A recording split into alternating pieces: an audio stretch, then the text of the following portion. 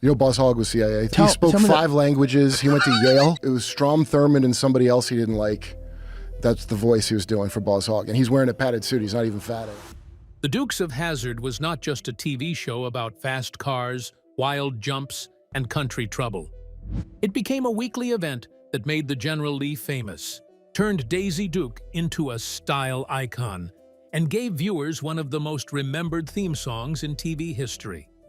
But behind the laughs and car chases were strange stories, hidden battles, risky stunts, casting surprises, and final moments fans never saw.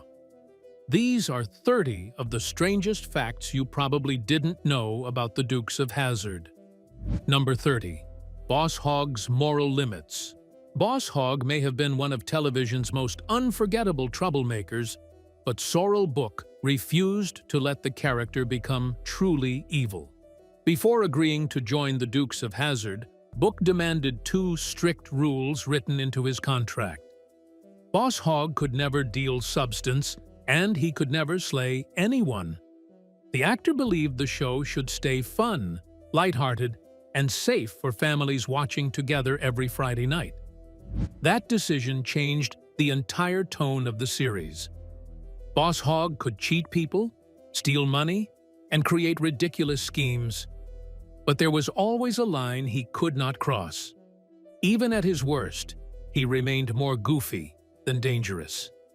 Kids laughed at him instead of fearing him. It is surprising to realize one actor quietly protected the soul of the entire show.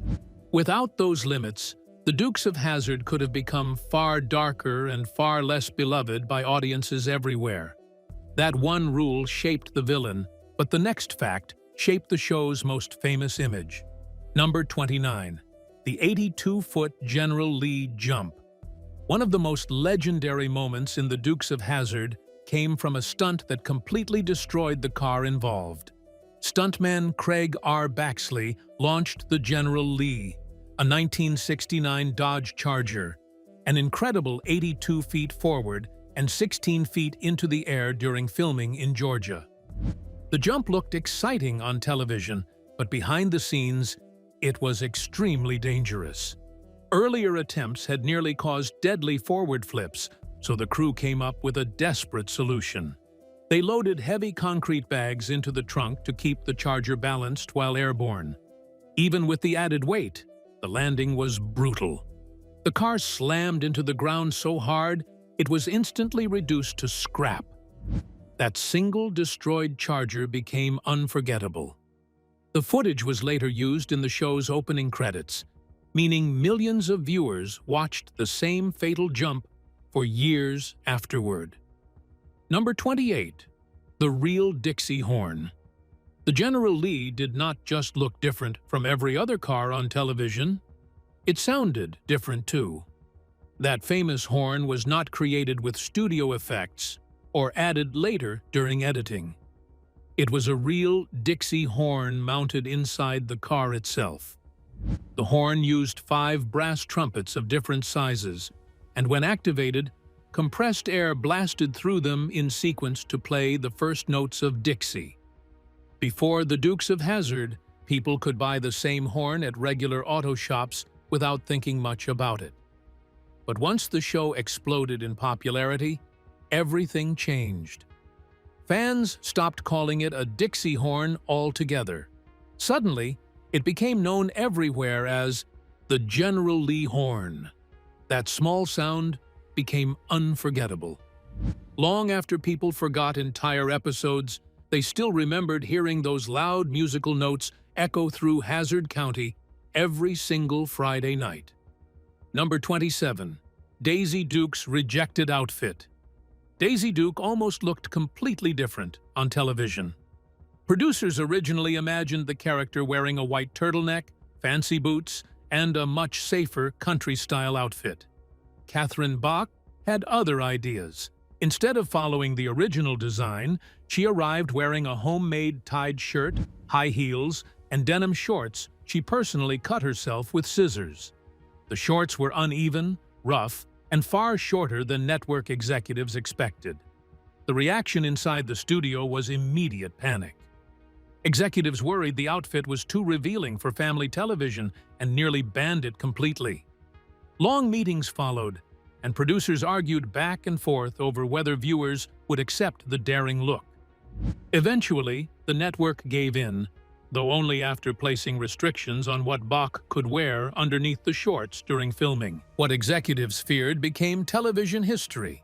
Daisy Duke's outfit exploded in popularity and became one of the most recognizable fashion looks of the entire decade. Number 26. The General Lee's Fan Mail. The General Lee was not just a television car. To millions of fans, it felt like a real character with its own personality. During the height of the Dukes of Hazzard, the famous orange Dodge Charger reportedly received around 35,000 fan letters every single month. That number shocked Warner Brothers because the car often received more mail than the actual cast members appearing on screen each week. Fans sent drawings, photographs, love letters, and even marriage proposals addressed directly to the General Lee itself. Some viewers wrote emotional messages describing the car as their favorite part of the entire show. The studio eventually needed workers whose only job was sorting the endless piles of letters arriving for the Charger. It sounds unbelievable now, but the General Lee became larger than television. It was treated less like a machine and more like a living celebrity, roaring through Hazzard County every Friday night. Number 25. Waylon Jennings' invisible role. Waylon Jennings became one of the most recognizable voices in television without viewers ever fully seeing his face. He sang the unforgettable theme song, Good Old Boys, and narrated every episode of the Dukes of Hazzard as the balladeer. His voice guided audiences through car chases, jokes, and trouble in Hazzard County every single week. The theme song exploded in popularity and became Jennings's highest charting pop hit, reaching audiences far beyond country music fans. But hidden inside the full version of the song was a funny, self-aware lyric most viewers never noticed. Jennings joked that the show kept his hands and not his face on TV. That line was surprisingly accurate. For years, audiences mostly saw only his guitar-playing hands during the opening credits, while his voice became legendary. It created a strange kind of fame where millions instantly recognized him without truly knowing what he looked like at all. Number 24. The Dodge Charger shortage. The Dukes of Hazzard loved destroying cars, especially the General Lee. Across 7 seasons, the production reportedly wrecked around 300 Dodge Chargers while filming jumps, crashes, and dangerous stunts. Some vehicles survived only a single take before being reduced to twisted scrap metal. Others were stripped apart for usable pieces before the remains were crushed and discarded. At first, finding replacement Chargers seemed easy. The crew searched junkyards, newspaper ads, and private sellers across America for 1969 Dodge Chargers. But as the years passed, the supply started disappearing fast. Collectors became less willing to sell, and good-condition Chargers became harder to locate. Eventually, the production even modified other Charger model years to resemble the correct car. The show's destruction became so extreme that many fans and mechanics blamed the Dukes of Hazzard for helping create a nationwide Charger shortage, permanently reducing the number of classic Chargers still surviving today. Number 23. John Schneider's fake audition story. John Schneider was barely out of his teens when he auditioned for the Dukes of Hazzard, but he walked into the room pretending to be someone completely different. The young actor lied about nearly everything. He claimed he was older than he really was, said he came from Georgia, and even invented a fake driving school where he supposedly trained as a professional driver. None of it was true. In reality, Schneider was from New York and had never attended any high-performance driving academy. To sell the performance, he arrived with rough stubble, a borrowed pickup truck, and a thick Southern accent he practiced while driving to the audition. The producers believed every word. The wild gamble worked perfectly. Schneider was hired almost immediately and became Bo Duke, one of the most famous television characters of the entire era. His fake backstory helped launch a career that lasted for decades afterward. Number 22. Catherine Bach's surprise casting. The producers of the Dukes of Hazzard believed they already knew exactly what Daisy Duke should look like. They wanted a blonde actress with a glamorous country style similar to Dolly Parton. Catherine Bach did not match that image at all.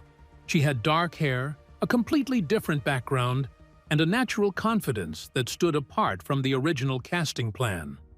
At first, Bach almost skipped the audition entirely. She reportedly doubted she fit the role producers were searching for. But once she entered the room and performed, everything changed instantly.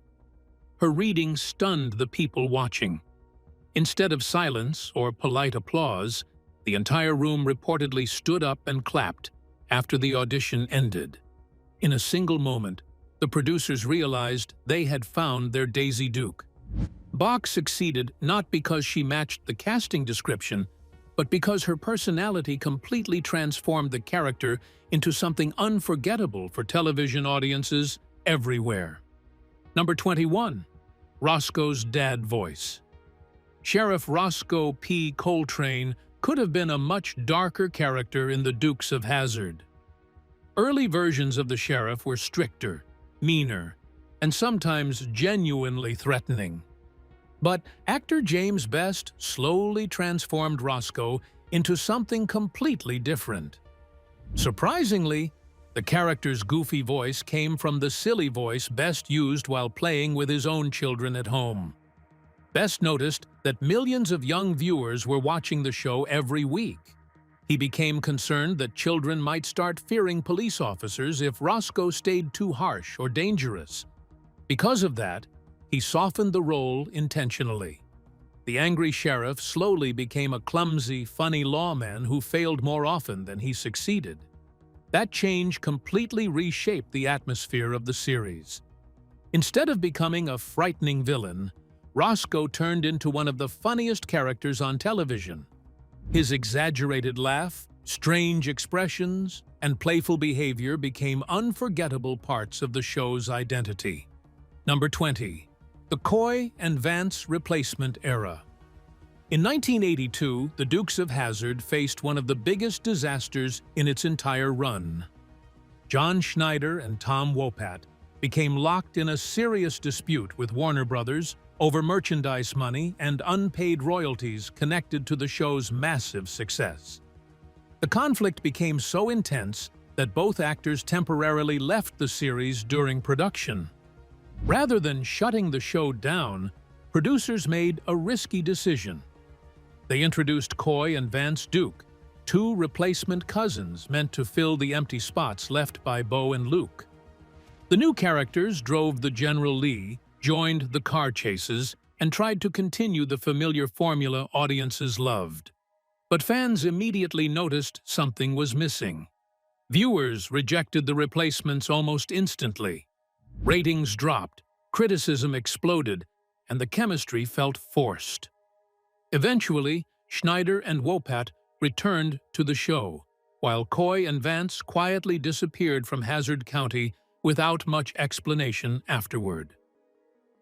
Number 19. The show that was almost cancelled. It is hard to imagine now, but the Dukes of Hazzard was never expected to become a major television success. Warner Brothers originally ordered only 9 episodes as temporary mid-season filler. The cast and crew treated the project like a short-term job that could disappear within months. Nobody expected Hazzard County to survive very long on television. The first episodes were filmed quickly in Georgia during 1978. After production paused for Christmas, many people involved believed the series was finished for good. Then something unexpected happened. Network executives watched the early footage and realized they had discovered something special. The action, humor, and chemistry connected with audiences almost immediately. Instead of cancellation, the show received a full season order and expanded production dramatically. What began as a small filler project exploded into a massive hit that lasted 7 seasons, turned its cast into stars, and became one of television's most remembered shows ever made. Number 18. The Last Georgia General Lee. During the earliest filming period in Georgia, only 6 original General Lee cars were built for the Dukes of Hazzard. At the time, nobody imagined those Chargers would later become some of the most famous television vehicles in history. To the stunt crew, they were simply tools built for jumps, crashes, and dangerous action scenes. That meant destruction came quickly. Several of the original Georgia cars were completely wrecked during filming, while others were later damaged after production moved to California. Most eventually disappeared into junkyards or scrap piles after years of punishment. But one special car somehow survived untouched. Known today as the last original Georgia-built General Lee, the surviving Charger avoided the crashes that destroyed the others. It reportedly kept many of its original details from the show's first filming days. Over time, the car transformed from an old television prop into one of the most valuable and legendary pieces of Duke's memorabilia ever. Number 17. Bo and Luke's hidden full names.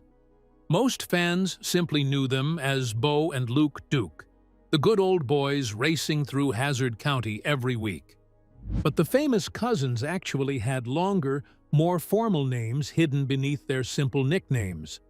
Bo Duke's full name was reportedly Beauregard Duke, a name inspired by Confederate General P.G.T. Beauregard. Luke's full name was Lucas K. Duke, though the mysterious middle initial created confusion for years. Unlike Bo's unusual first name, Luke's middle name was never fully explained during the entire run of the series. The letter K appeared occasionally in official material, but the show never revealed what it truly stood for.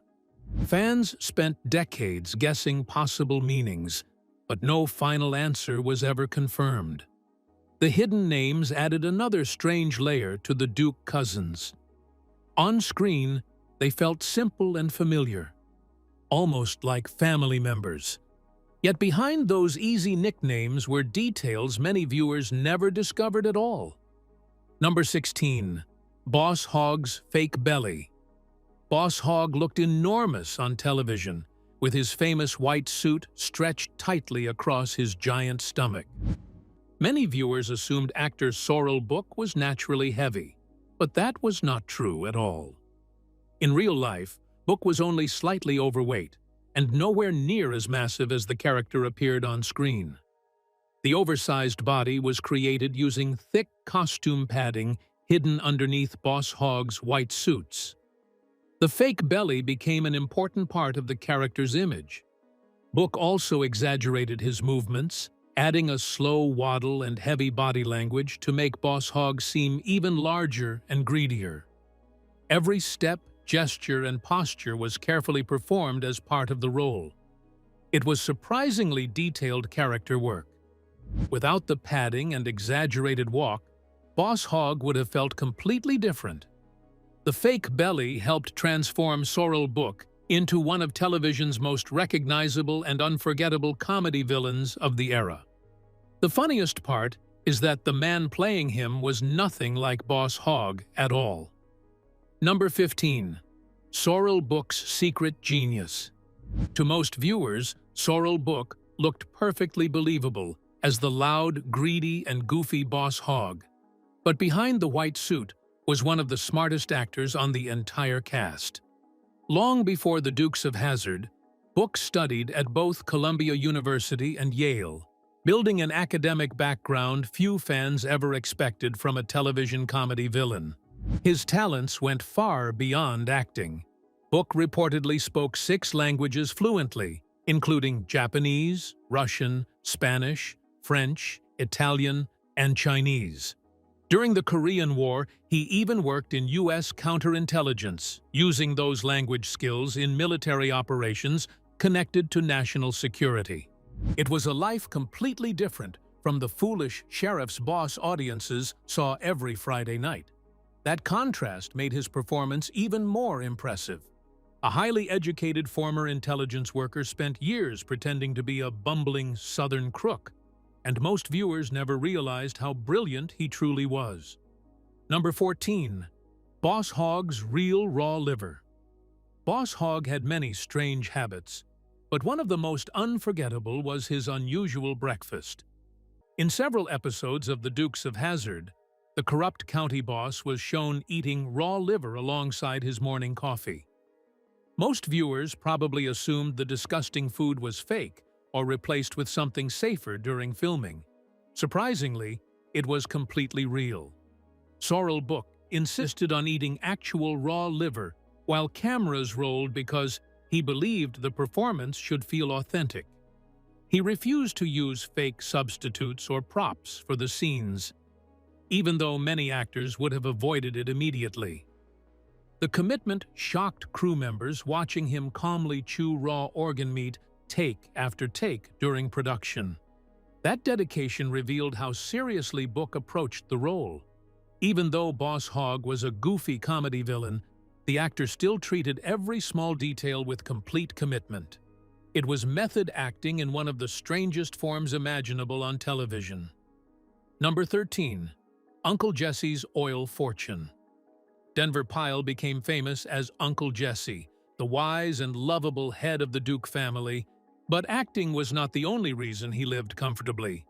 Behind the scenes, Pyle quietly built serious wealth through smart oil investments made years before the Dukes of Hazzard ever reached television.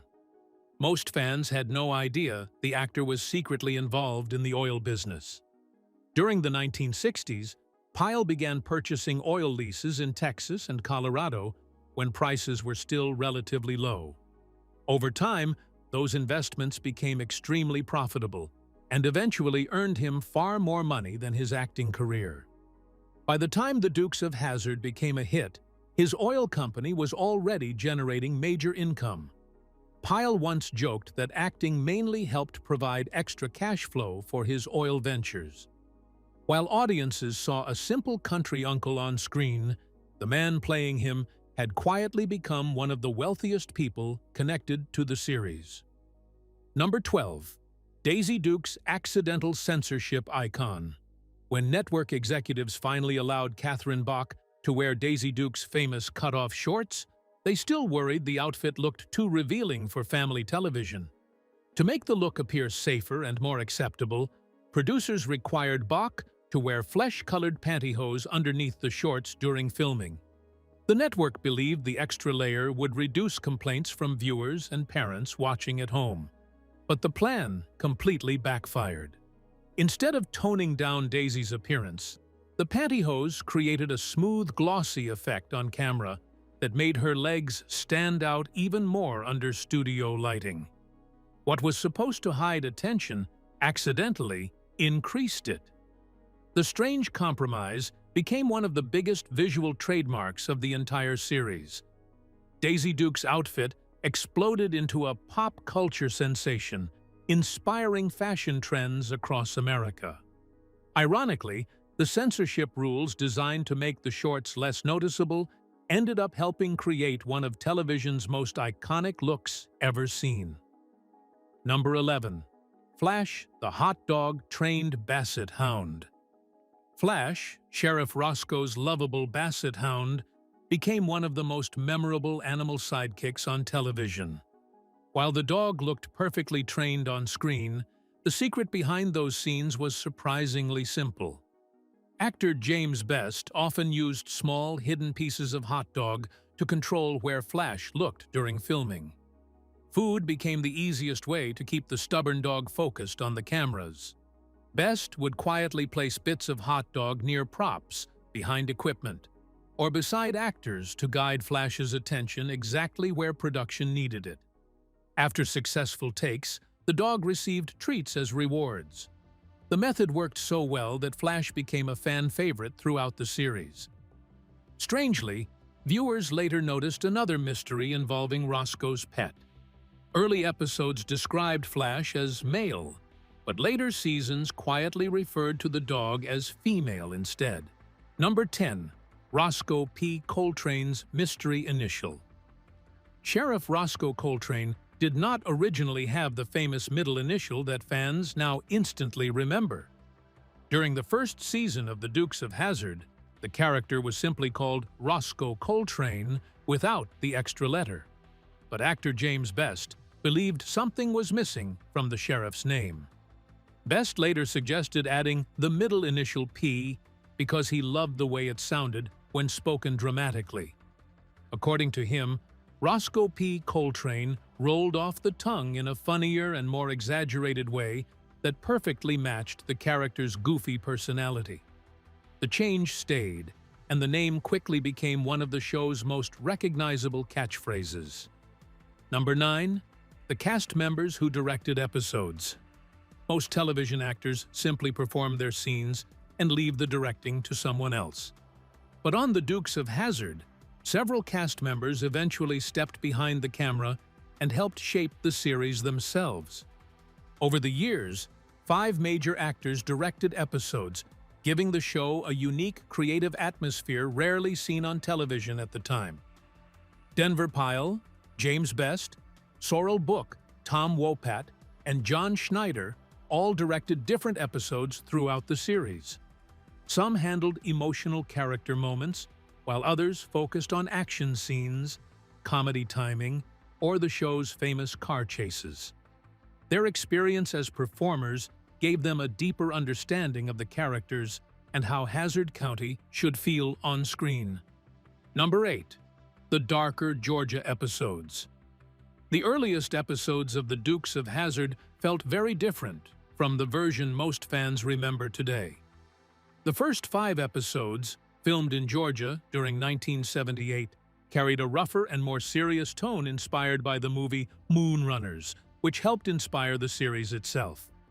The humor was sharper, the situations felt edgier, and the atmosphere seemed more grounded in real Southern crime stories. Sheriff Roscoe Coltrane was especially different in those early episodes. Instead of acting goofy and harmless, he came across as genuinely threatening at times. He carried more authority, behaved more aggressively, and even used violence in ways later seasons completely avoided. Number 7. The Underwater General Lee Graveyard. The General Lee spent plenty of time flying through the air, but some of the famous Chargers ended up somewhere far stranger. During production, several stunt cars crashed directly into deep lagoons located on the Warner Brothers backlot. The underwater accidents happened during dangerous jumps and chase scenes filmed under tight schedules and chaotic conditions. At first, recovering the wrecked cars was not considered important. The production constantly built replacement Chargers, so some damaged vehicles were simply abandoned beneath the water. A few reportedly remained underwater for years, slowly rusting beneath the surface while filming continued above them. Number 6. The Miniature General Lees. By the 6th season of The Dukes of Hazzard, the production faced a major problem. Real 1969 Dodge Chargers had become extremely difficult to find after years of constant destruction. Junkyards were running out, collectors refused to sell, and surviving Chargers were becoming more valuable across the country. The show's endless appetite for stunt cars had nearly exhausted the supply. To solve the problem, producers began using miniature model General Lees for some of the larger stunt sequences. Small replicas replaced real Chargers during certain jumps, crashes, and explosions, especially when scenes required impossible or extremely dangerous action. The switch helped save money and preserve the few real cars still available for filming. Number 5. The failed stunt overload. When Bo and Luke temporarily disappeared during the Coy and Vance era, producers desperately searched for ways to keep audiences interested. Their solution was simple, but extreme. If viewers missed the original Duke boys, the show would compensate with even bigger action scenes, louder crashes, and far more destruction involving the General Lee. During this period, the series reportedly doubled its normal rate of wrecked Chargers. More jumps were added, explosions became larger, and stunt sequences grew increasingly wild in an attempt to distract fans from the missing stars.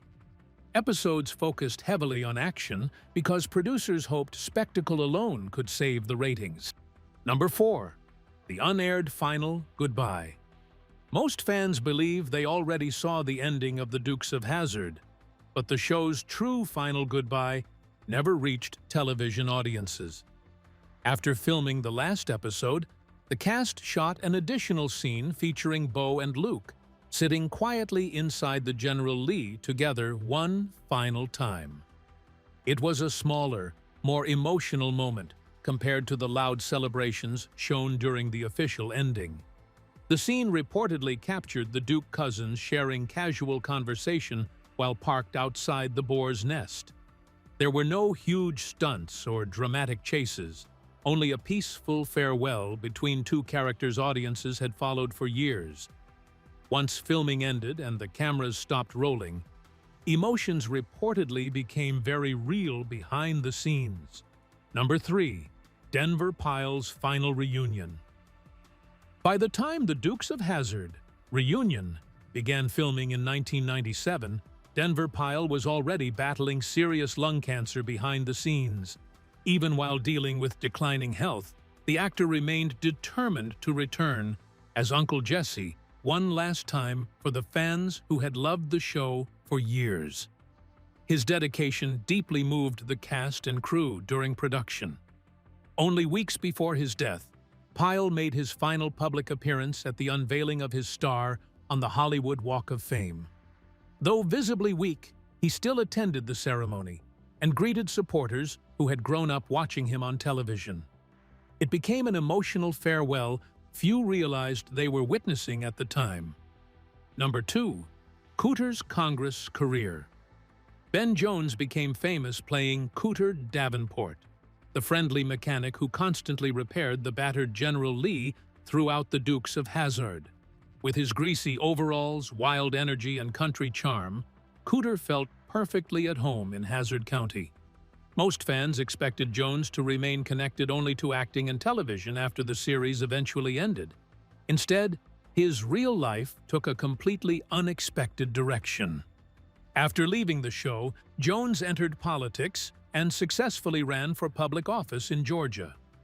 The same actor who spent years fixing cars on television later became a United States congressman representing Georgia's 4th Congressional District from 1989 until 1993.